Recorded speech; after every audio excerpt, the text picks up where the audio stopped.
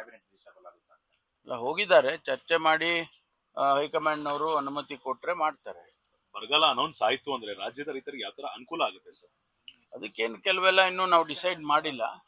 ಅದನ್ನ ರೈತರಿಗೆ ಅನುಕೂಲ ಆಗಬೇಕು, ಸಾಮಾನ್ಯ ಜನರಿಗೆ ಅನುಕೂಲ ಆಗಬೇಕು.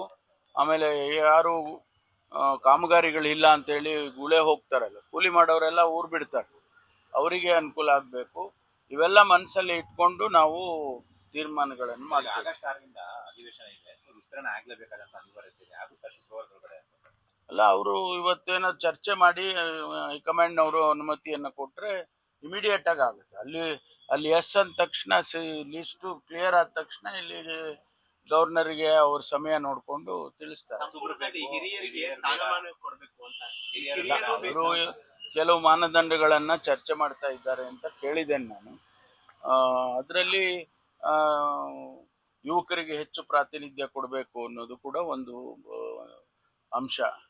ಅದನ್ನ ಕನ್ಸಿಡರ್ ಮಾಡಬಹುದು. 2028 ಈ ಪ್ಲಾನ್ ಆಫ್ ಆಕ್ಷನ್ ಇಟ್ಕೊಂಡೇ ಈಗ ಸಂಪುಟ ವಿಸ್ತರಣೆ ಮಾಡೋ ಲೆಕ್ಕಾಚಾರ? ಅಲ್ಲ, ಏನೇನ್ ಮಾನದಂಡ ಉಪಯೋಗ ಮಾಡ್ತಾರೆ ಅದನ್ನ ನನಗೆ ಯಾವ ಮಾಹಿತಿ ಕೊಡೋ ಇಲ್ಲ. ನಮ್ಮನ್ನೇನು ಕರೆದಿಲ್ಲ ಅವರು ಏನು ಚರ್ಚೆ ಮಾಡ್ತಾರೆ, ಅದು ಚರ್ಚೆ ಮಾಡಿ ಇವೆಲ್ಲ ಪ್ಯಾರಾಮೀಟರ್ಸ್ ಇಟ್ಕೊಂಡೇ ಮಾಡ್ತಾರೆ ಅಂತ ಅನ್ಸುತ್ತೆ. ಯಾಕಂದ್ರೆ ಹಿಂದೆ ನಾನು ಅಧ್ಯಕ್ಷನಾಗಿದ್ದಾಗ ನಾವು ಮಾಡುವಾಗಲೂ ಕೂಡ ಅದನ್ನೇ ಹೇಳೋರು, ನೀವು ಹೊಸ ನಾಯಕತ್ವವನ್ನು ಬೆಳೆಸಬೇಕು ಹಾಗೆ ಅಂತೇಳಿ ಒಂದು ಪ್ಯಾರಾಮೀಟರ್ ಇಟ್ಕೊಂಡಿದ್ರು. ಅದು ಈಗಲೂ ಅಪ್ಲೈ ಆಗುತ್ತೆ ಅಂತ ಅನ್ಕೊಳ್ತೀನಿ. ಬರಪೀಡಿತ ಜಿಲ್ಲೆಗಳ ಸಂಬಂಧಪಟ್ಟ ಯಾವಾಗ ವರದಿ? ಲೈಕ್ ನಾವು ಜಿಲ್ಲಾಧಿಕಾರಿಗಳಿಗೆಲ್ಲ ಬರೆದಿದ್ದೇವೆ.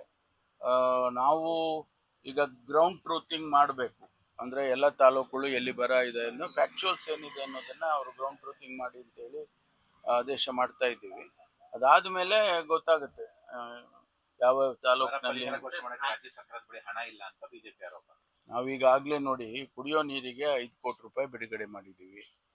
329 ಕೋಟಿ ರೂಪಾಯಿಯನ್ನ PD ಅಕೌಂಟಲ್ಲಿ ಜಿಲ್ಲಾಧಿಕಾರಿಗಳ ಹತ್ರ ಹಣ ಇಟ್ಟಿದ್ದೇವೆ.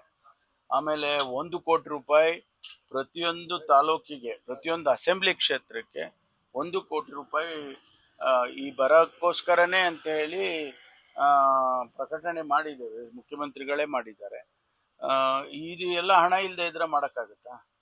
ಸುಮ್ಮನೆ ಏನೋ ಹೇಳಬೇಕು ಅಂತ ಹೇಳಿದ್ರೆ ಜವಾಬ್ದಾರಿಯಿಂದ ಹೇಳಬೇಕಾಗುತ್ತೆ ಅವರು. Thank you.